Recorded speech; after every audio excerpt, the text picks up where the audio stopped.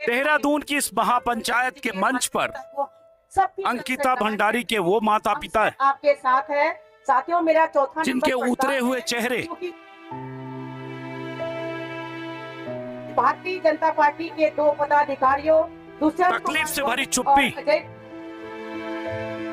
कुमार का नाम क्योंकि भाजपा से और भीतर चल रही बेचैनी तौर पर लिया है, इसलिए यह महापंचायत इस बात की गवाही दे रहे हैं कि उस माता पिता पर अपनी बेटी की हत्या के बाद से क्या गुजर रहा है। अंकिता भंडारी के माता पिता अपने बेटी को इंसाफ दिलाने के लिए लगातार संघर्ष कर रहे हैं और उसी संघर्ष के सिलसिले को आगे बढ़ाने के लिए आज यहाँ इस मंच पर हैं देहरादून में परेड ग्राउंड के बाहर वो माँ बाप जिन्हें उत्तराखंड सरकार की तरफ से जो सीबीआई जांच की सिफारिश की गई और उसके बाद सीबीआई जांच शुरू हुई उस पर भी भरोसा नहीं। वो माँ बाप चाहते हैं कि उनकी बेटी को इंसाफ तभी मिलेगा जब सीबीआई की जांच सुप्रीम कोर्ट की निगरानी में हो।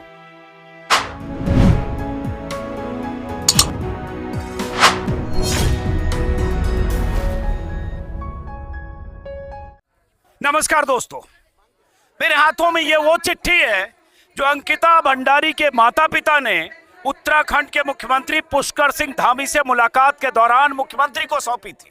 तारीख थी 8 जनवरी। अंकिता भंडारी के माता पिता ने मांग की थी कि अंकिता भंडारी हत्याकांड की जांच सीबीआई करे, लेकिन सुप्रीम कोर्ट के जज की निगरानी में हो, और इसमें उनके माता पिता की तरफ से ये चिट्ठी सौंपी गई। हुआ ये कि उसके पहले बवाल हो रहा था, उत्तराखंड के अलग अलग इलाकों से मांग उठ रही थी कि भले ही वो मुजरिम पुलकित आर्या और उसके दो साथी सजा याफ्ता होकर सलाखों के पीछे हों, लेकिन वो वीआईपी कौन था? वो वीआईपी कौन था जिसे स्पेशल सर्विस देने का दबाव अंकिता भंडारी पर था, जिसकी वजह से उसकी हत्या की गई? वो वीआईपी कौन था जो वीआईपी अंकिता भंडारी हत्याकांड की मुख्य वजह है? और इस मांग को लेकर अलग अलग जगहों पर बवाल हो रहे थे। उसी बीच ऐसा दबाव बना, अंकिता के माता पिता से मुलाकात के बाद पुष्कर सिंह धामी ने 9 जनवरी को सीबीआई जांच के आदेश दे दिए, लेकिन सीबीआई जांच के आदेश के बाद सीबीआई जांच शुरू कर चुकी है। बावजूद इसके तमाम ऐसे लोगों को लगता है, उत्तराखंड के लोगों को, कि अंकिता भंडारी को इंसाफ नहीं मिलेगा, उस वीआईपी का नाम सामने नहीं आएगा, क्योंकि सीबीआई की जांच सुप्रीम कोर्ट के जज की निगरानी में नहीं हो रही है, जैसा कि अंकिता भंडारी के माता पिता चाहते थे। मैं इस वक्त देहरादून का परेड ग्राउंड है, पीछे एक मंच लगा है, कुछ सोशल एक्टिविस्ट, कुछ पॉलिटिकल एक्टिविस्ट, कुछ महिला संगठनों के लोग यहाँ अंकिता भंडारी के इंसाफ की लड़ाई लड़ रहे हैं, उसी मांग के साथ कि सुप्रीम कोर्ट के जज की निगरानी में हो ये जांच। और ये पोस्टर बैनर देख रहे हैं, अंकिता भंडारी के हत्यारों को जेल में डालो। तो पहले तो हत्यारे वैसे 3 जेल में हैं, बात वीआईपी की है। धामी सरकार वीआईपी का नाम उजागर करो। इसी वीआईपी पर बवाल मचा है कि ये वीआईपी कौन है, और इस वीआईपी के बारे में चाहे एसआईटी की जांच हो, चाहे पुलिस की शुरुआती जांच, कहीं कोई बात आई नहीं, लेकिन पन्ने के पन्ने दर्ज हैं वीआईपी को लेकर। जिस तरह से संवाद अंकिता भंडारी से पुलकित आर्या और टेक्स्ट मैसेज और उन सब की बात, तो अब ये लोग आए हैं, यहाँ चूंकि मांग हो रही है, तो मेरा सवाल तो आपका नाम क्या है? मेरा गरिमा मेहरा। गरिमा जी, मैं बाकी जो मंच पर लोग हैं उनसे भी बात करूंगा इसी वीडियो में, लेकिन एक सवाल ये है कि जब अंकिता भंडारी की जांच सीबीआई से हो रही हत्याकांड की, तो अब आप पर आरोप लगेगा कि भाई जांच दे दी सरकार ने जिम्मेदारी, फिर ये लोग प्रदर्शन क्यों कर रहे हैं? देखिए, हमारे आक्रोश के 3 कारण हैं। पहली बात तो जो जांच हो रही है उसमें जो शिकायत करता है उसका अंकिता या अंकिता के परिवार से कोई लेना देना नहीं है। ये एक सरकार से स्पॉन्सर्ड शिकायत करता है, प्रायोजित शिकायत करता है। पद्म भूषण जिनको मिला है, अनिल जोशी जो हैं, उनका कोई लेना देना नहीं। और 3.5 साल हो गए अंकिता हत्याकांड को, आज तक कोई बयान अनिल जोशी ने या कोई पीड़ा उनकी दिखाई नहीं पड़ी। अचानक से वो एफआईआर दर्ज करते हैं। क्यों? उसके माँ बाप ने जब प्रार्थना पत्र दिया है मुख्यमंत्री को, माता पिता के नाम से एफआईआर क्यों नहीं हो सकती? उनको लूप में क्यों नहीं लिया जा सकता? दूसरा कारण कारण बताना चाहती हूँ।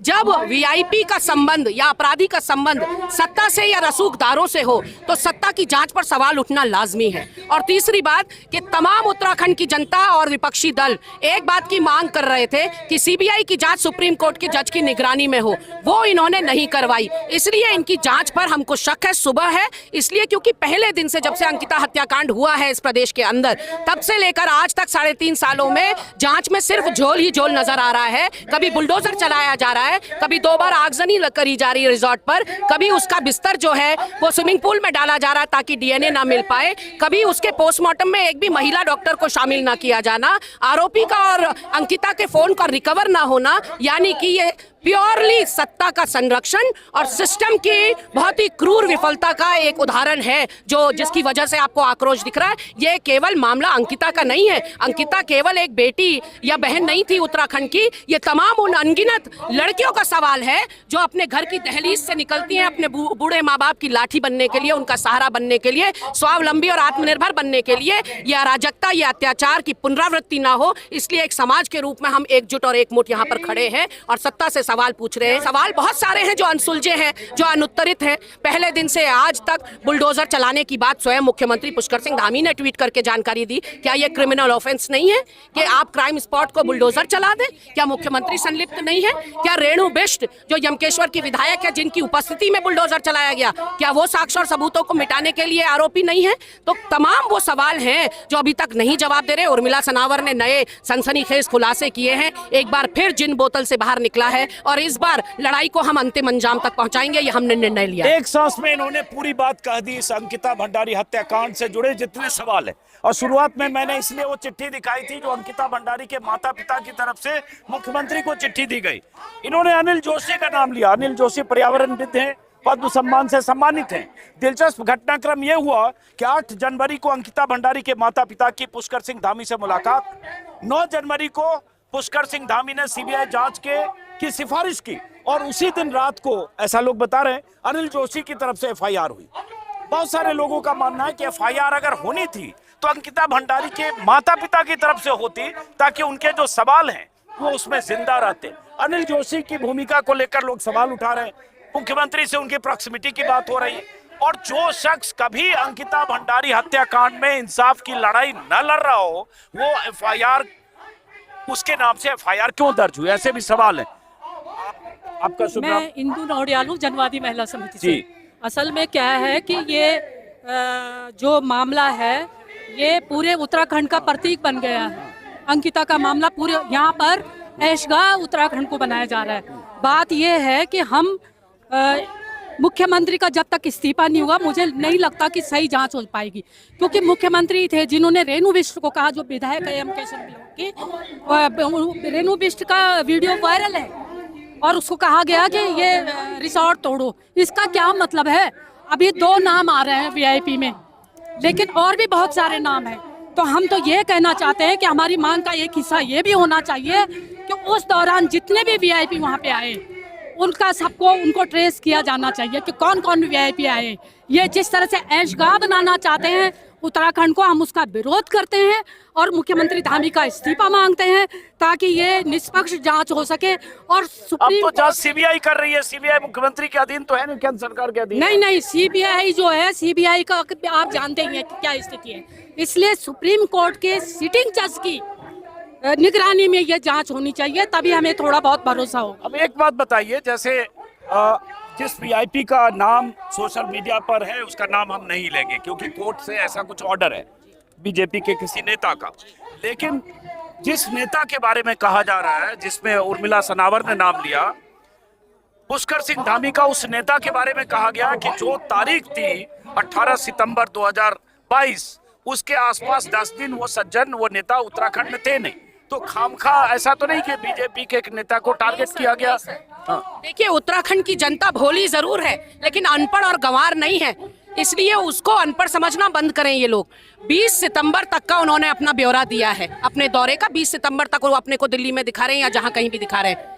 देखिए, ये टेक्नोलॉजी का जमाना है। हवाई जहाज से 1 घंटे में उत्तराखंड पहुंचा जा सकता है और अंकिता की हत्या की खबर 22 सितंबर को पूरे प्रदेश को लगती है। तो जो ब्यौरा है वो केवल 20 सितंबर तक है।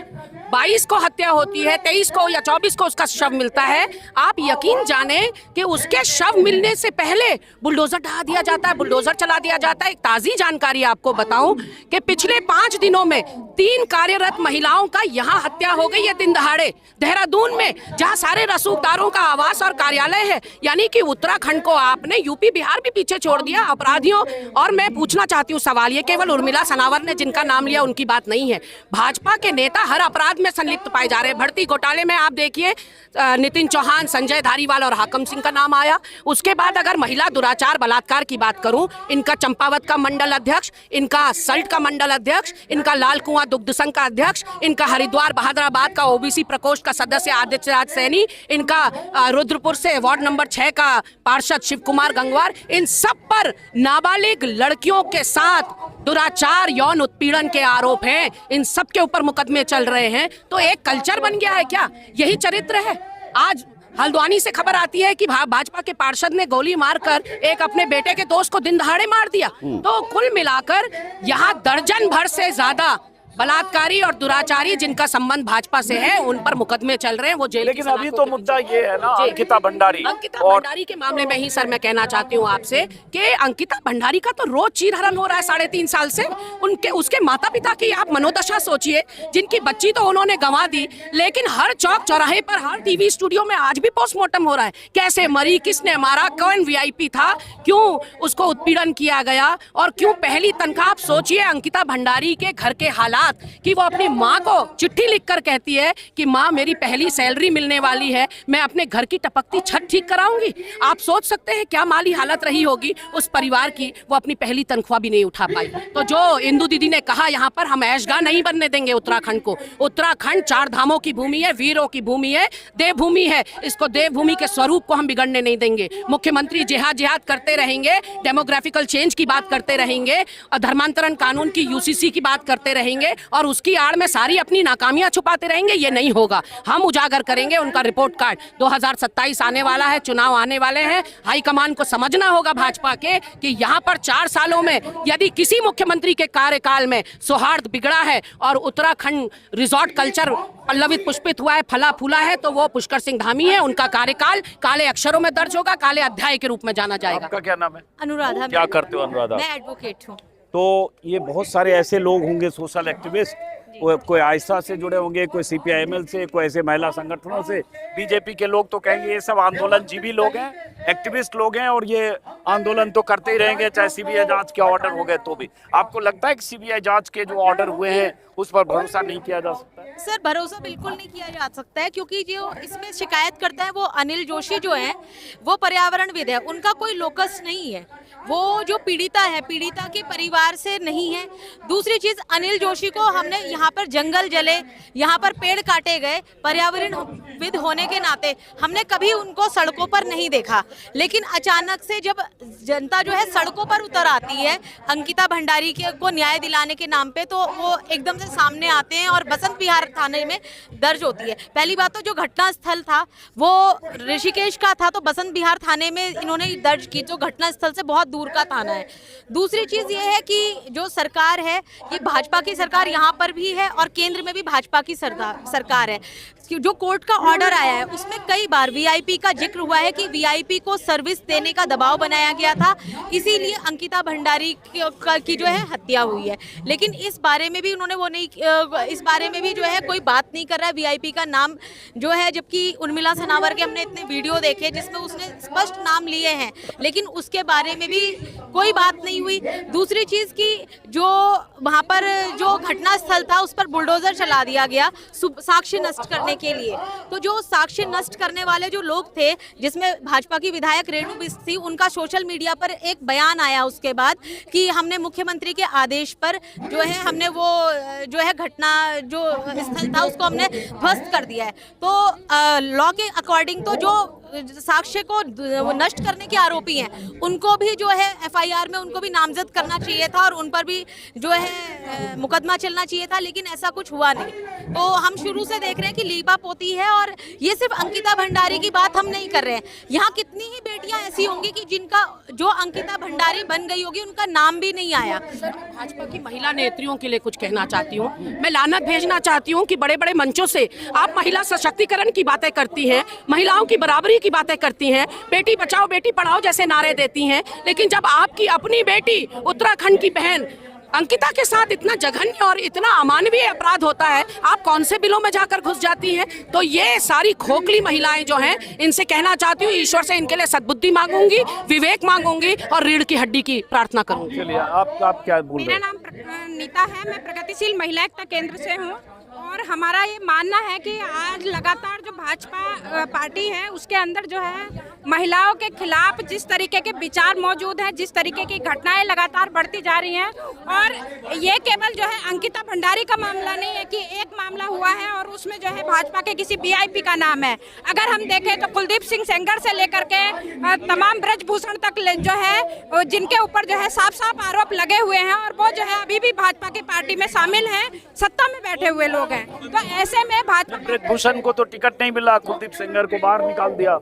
लेकिन उसके बावजूद भी उनका भाजपा ने कोई सीधे विरोध नहीं किया है। जब एक लंबा आंदोलन चला उसी के बाद जाकर के जनता ने जब विरोध किया तब जाकर के उनको सजा हुई है, चाहे वो जो कुलदीप सेंगर हो, और कुलदीप सेंगर को भी फिर से जमानत पर रिहा करने की बात हो रही है, उनको रिहा किया गया।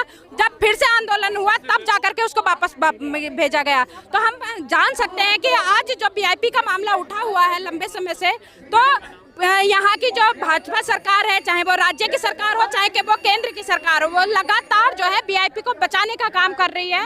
और प्रगतिशील महिला एकता केंद्र इसका जो है साफ मानना है कि यहाँ जो उत्तराखंड के अंदर या पूरे देश के अंदर जो महिलाओं की स्थिति है, ये इसमें जो है महिलाओं को न्याय मिलना चाहिए, महिलाओं को सम्मान मिलना चाहिए, बराबरी मिलनी चाहिए।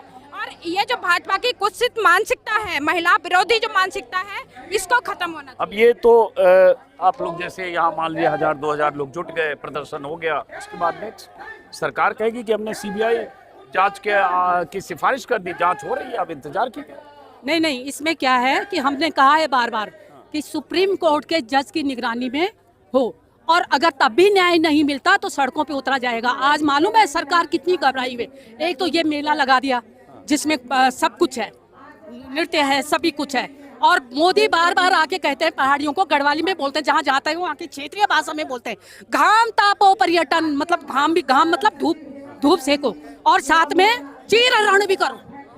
आपने देखा है ना अमेरिका के अंदर एप्स्टीन फाइल में उनका नाम है और कैसे कैसे दिग्गजों का नाम है, वही ये इनको कहते हैं मोदी को, और ये कहते हैं यस सर। ये जो रबड़ के मोहरे इन्होंने उत्तराखंड में बिठा दिया है, हमारा ये भी मांग है कि धामी इस्तीफा दे, तभी निष्पक्ष जांच होगी। और मुझे पूरा भरोसा है कि अगर अब भी न्याय नहीं मिलता, आगे के लिए प्रोग्राम बनेंगे, इसमें हम सर आंखों पर आज के प्रोग्राम, लेकिन अगर जो न्याय नहीं मिलता तो ये लड़ाई उत्तराखंड की जैसी लड़ाई ऐतिहासिक लड़ाई होगी। और हम अंकिता ही क्यों, हम उन बेटियों को भी न्याय दिलाएंगे। हमारी बहादुर बेटी थी अंकिता जो लड़ी और इसीलिए उसकी जान गई। अरे यहाँ सेक्स रैकेट काम कर रहे हैं, कई सेक्स रैकेट जो परोसते हैं मंत्रियों को, जो परोसते हैं बड़े बड़े। अरे क्यों ऑल वेदर रोड बनाई गए आप उस ऑल वेदर रोड पे? कभी ठीक नहीं रहती ऑल वेदर रोड। वहाँ के पता नहीं कहाँ के धन्ना सेठों के लिए इन्होंने ऑल वेदर रोड, घाम तापो पर्यटन चलेगा, वहाँ पे सुरार सुंदरी चलेगी। ये हम बर्दाश्त नहीं करेंगे। उत्तराखंड वासी मासूम जरूर हैं, लेकिन जब अपनी बहू बेटी पे बात आती है तो आगे आके सड़कों पे लड़ेंगे। और 25 सालों में जो नुकसान आपने किया है उसकी भरपाई धामी को करना चाहिए। किस संगठन से जुड़े? मैं जनवादी महिला समिति से हूँ। चलिए, बहुत बहुत शुक्रिया। और ये जैसे चलिए अब आप लोग उस महापंचायत का हिस्सा बनिए। ये सामने स्टेज पर आप देख रहे हैं, यही यहाँ पर स्टेज पर अलग अलग महिला संगठनों के और राजनीतिक संगठनों के लोग हैं, महिलाएं खास तौर से। और सवाल सबका यही है कि वो वीआईपी कौन है और उस वीआईपी के नाम का खुलासा क्या सीबीआई जांच से हो पाएगा? अगर इनकी बात करें तो इन्हें भरोसा नहीं है। इन्हें लगता है केंद्र सरकार की एजेंसी है और केंद्र सरकार की एजेंसी की निगरानी जब तक सुप्रीम कोर्ट नहीं करेगा तब तक उस वीआईपी की जानकारी नहीं मिलेगी, जिस वीआईपी का नाम उत्तराखंड के लोग जानना चाहते हैं और जिस वीआईपी के खिलाफ कार्रवाई चाहते हैं, जिसे सलाखों के पीछे देखना चाहते हैं। क्योंकि सवाल यही है कि उत्तराखंड की उस बेटी को अगर किसी वीआईपी को स्पेशल सर्विस देने के लिए उस बेटी पर दबाव बनाया गया, उसने इनकार किया, तो उसकी हत्या कर दी गई। तो बात तो सबसे बड़ी ये है कि वो वीआईपी कौन है, क्या पता चलेगा। चलिए इस वीडियो को मैं यहीं से खत्म करता हूं। देहरादून से फिर मुलाकात होगी। नमस्कार।